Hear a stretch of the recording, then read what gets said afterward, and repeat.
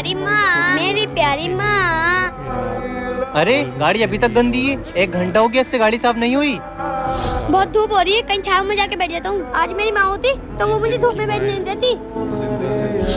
अबे ओए, तुझे मैं यहाँ बैठने के पैसे नहीं देता हूँ, गाड़ी साफ करने के देता हूँ। चल जा गाड़ी साफ कर। हाँ मालिक, कर रहा हूँ।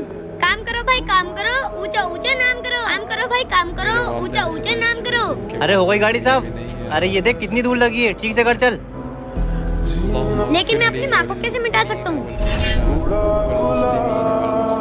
तुझे आधे घंटे से बोल रहा हूँ गाड़ी साफ कर, गाड़ी साफ कर, तुझसे गाड़ी साफ नहीं हो रही है। वो मेरी। अरे बोल ना, अब डर क्यों हो रहा है? क्योंकि मैंने यहाँ पर माँ लिखा है। माँ? मालिक, मुझे मेरी माँ की याद आ रही थी। मैं अपनी माँ का नाम कैसे मिटा सकता हूँ? कोई बात नहीं छोटे, तू अपनी माँ का नाम लिखा रहने दे, मैं इसको नहीं मिटाऊंगा। ये ले तेरे पैसे। अगर आप भी अपनी माँ से प्यार करते हो तो कमेंट बॉक्स में आई लव माँ जरूर लिखना।